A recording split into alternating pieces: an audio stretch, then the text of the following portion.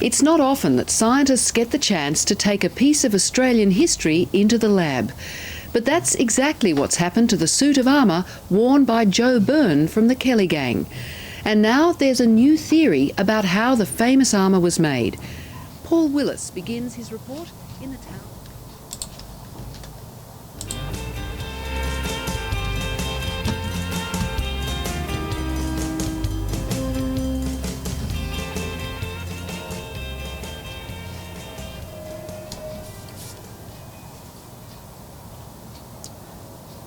Hey, welcome everybody to this channel. It's a reaction channel. If you're new to this, I don't even know why I started it out like that, because I never do.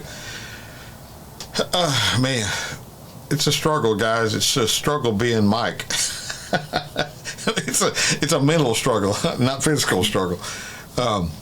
So this is the third of three that Mango Hippie has requested through Buy Me a Coffee.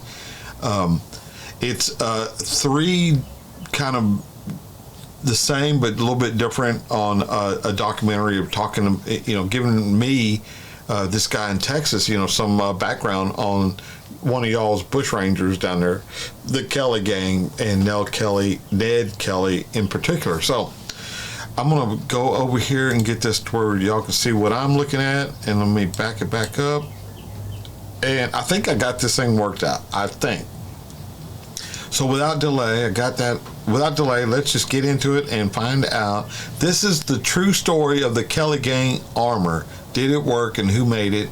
This is a third of three requests by Mango Hippie, and it all has to do with the Kelly Gang. So here we go, y'all. It's not often that scientists get the chance to take a piece of Australian history into the lab.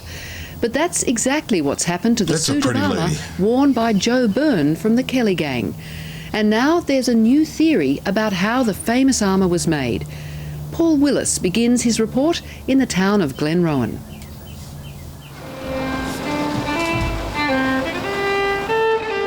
This is the start of an amazing journey of discovery. Inside this armoured van is one of Australia's most famous icons, a priceless suit of armour worn by one of the Kelly Gang during the siege of Glenrowan. But the armour is surrounded in mysteries. No one knows for sure how it was made or who made it. So tomorrow morning it's being taken to the nuclear reactor in Sydney, where it will undergo the most rigorous scientific testing it's ever had. But first, Rupert Hammond, the owner of the armour, is bringing it back to Glenrowan to mark the 123rd anniversary of the siege. What we've got in there is the Joe Byrne's suit of armour, and the reason why it's in the pet saddles is that that's the way it arrived here in Glenrowan 123 years ago.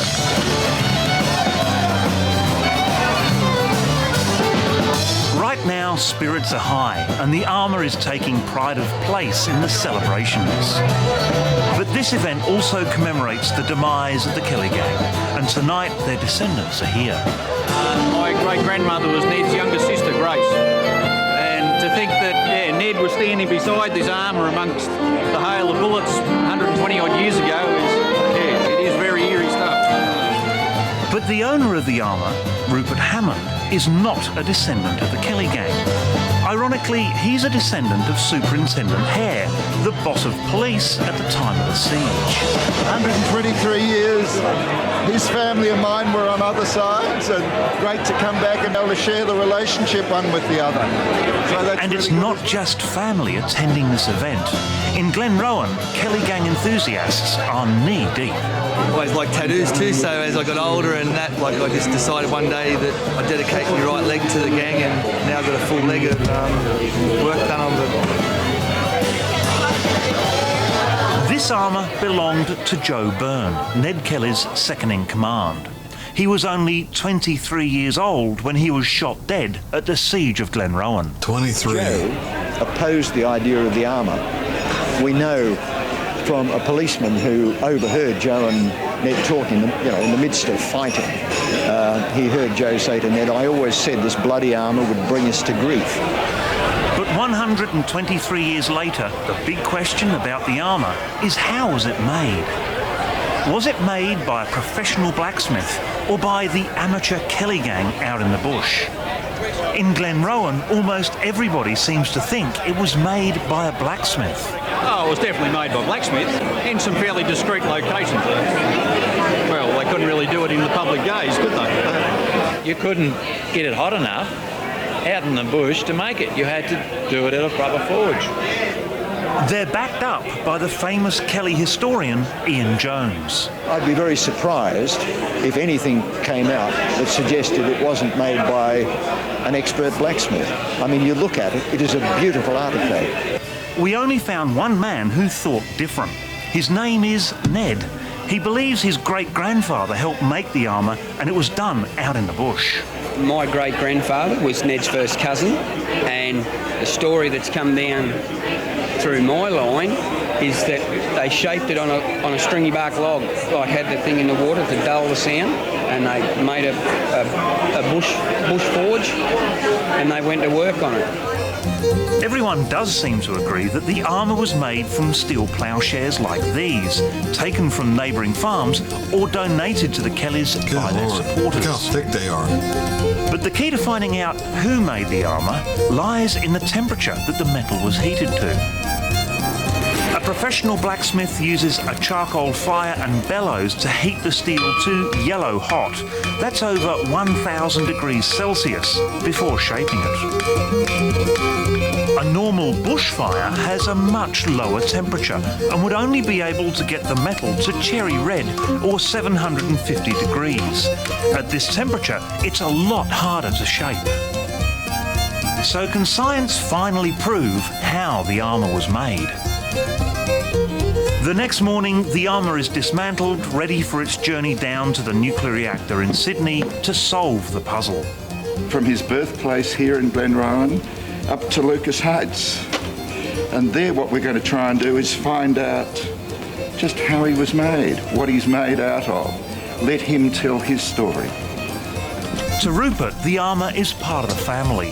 For him, the quest to discover how it was made is driven not only by personal curiosity, but also the desire to bring its story alive for the people of Australia. But you can't just stick an object on a stand, no matter how important it is, and say to people, look at it, it's interesting. You've got to actually go that little bit further. That's a pretty big adventure. See how it goes. The Australian Nuclear Science and Technology Organisation, or ANSTO, is the only place where all the tests can be done under the one roof. All right, let's pause it right there. It's pretty interesting, man, that we have a way of not only dating objects, you know, they call it carbon dating. I'm not sure how it works, but I know the name to it. But, you know, we're talking the 1800s. What was it, 1874 or 1884 that he was hanged? I think that's what it was. So these would have had to been made somewhere right around that time, and they don't know how it was made or what it was made from. They think it was made at a professional blacksmith shop because of the temperature necessary to beat on that metal and beat that metal into shape.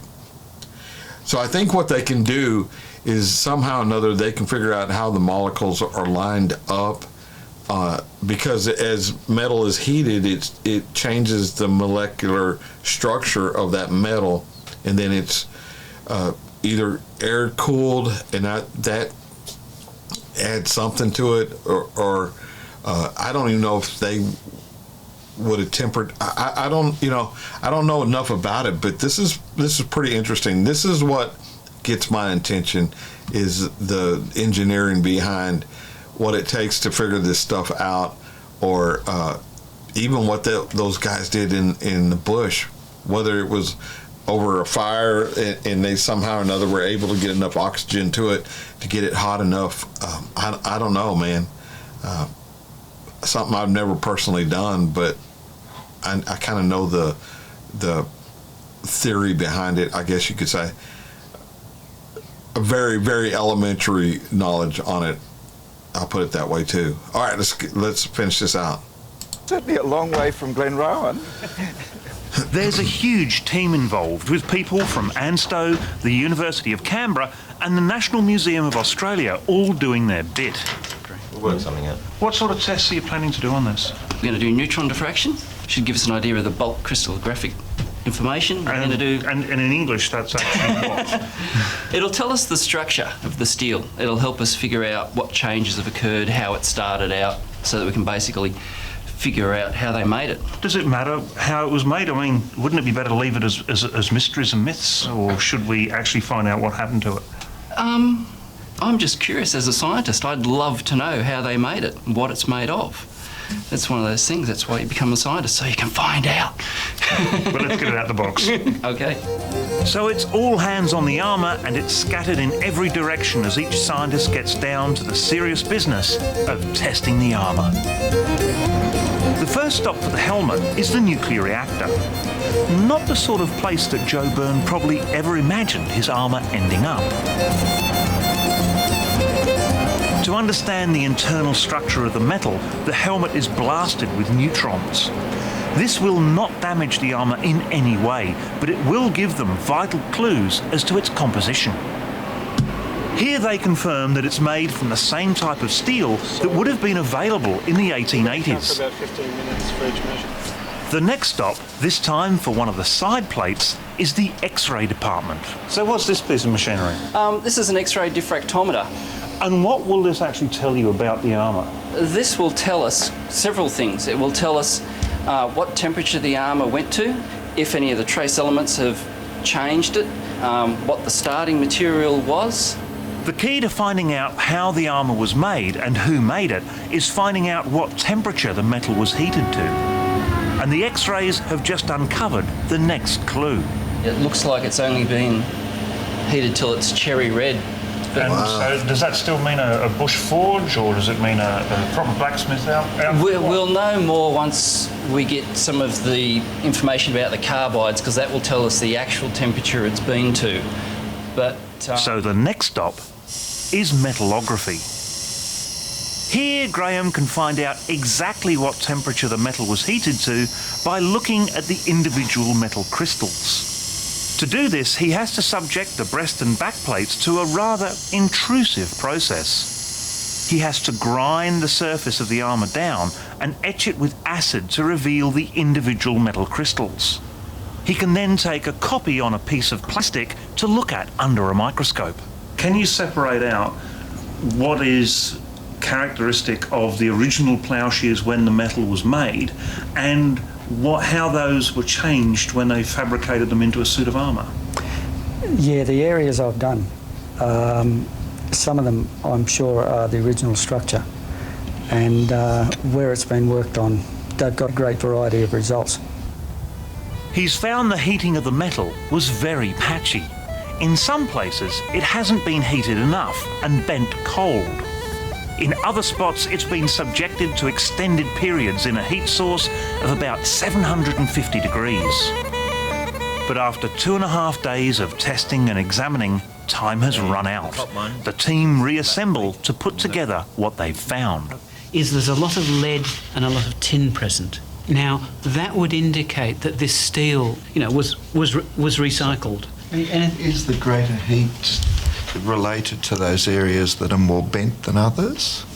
That's a possibility, because there's more heat on the breastplate than on that backplate. So what was the final conclusion? It is probably very likely that it wasn't made by a blacksmith. It's probably likely that it was made, one description has been a bush forge. Graham seems to think, from what he has seen, that it got to about 700, 750 degrees C. We need to do a bit more work on that, but it looks those sorts of temperatures are consistent with a fire that you would be able to build in the bush and keep fairly hot and then work the metal. So the burning question is, could it have been made by the Kelly Gang? Oh yeah, definitely. Definitely. It looks like it's been made by people who haven't had the time to sit down and work out how they're going to do it. It's been made in a hurry. if you had been made by a blacksmith and people who weren't worried about being watched and stuff, the craftsmanship would be a lot better. So, yeah, definitely was made by the Kelly Gang. So now the armour has finally told its tale, and it seems that the accepted view of how the armour was made could be wrong. But despite the scientific scrutiny, the Kelly legend lives on. Some people have said, oh, but you're destroying the myth. I don't think we are. I think we're adding to the story. Yeah, man, I think that adds to the story too. I think it brings it more, more reasonable to expect that these guys. I know I'm stumbling over these words. These guys, whoever made that, whether it was Ned Kelly or what was it, the other John Byrne, was that the other guy's name? Whoever did it had some kind of knowledge of making a hot fire out in the bush. So he had some kind of background, whether he was a protege of somebody that was a blacksmith. He knew just enough that he had to heat it. He probably knew just enough that he'd have to cool it. But it didn't say, one of the questions on here is that, did it work? It doesn't say that. Or at least if it did, I totally didn't, I wasn't paying attention. But I'd be curious to know how hard that metal turned out to be, because that metal's pretty hard when it's plowshares.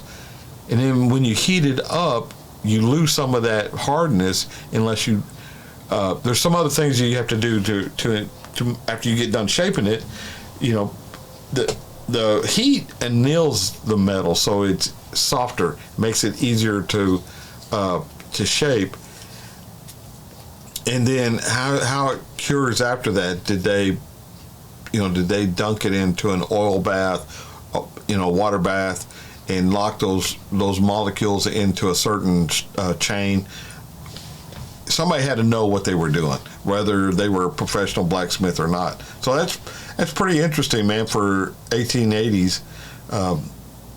It just goes to show you how smart those guys really were, without any kind of book learning, any kind of computers, any kind of internet. That's just how these guys rolled, man. They were pretty intelligent on some things. I mean, if you're dead at 23 because of the life you're leading, it doesn't make you that smart. But this was pretty interesting, Mango Hippie. Thank you for the request, and thank you for the knowledge of your country on the history of Australia. It's pretty interesting to me. So that's going to do it for me. So I'll see y'all again. I'll catch you down the road. Let's go to the outro, and I'll see y'all on the next one. Bye now.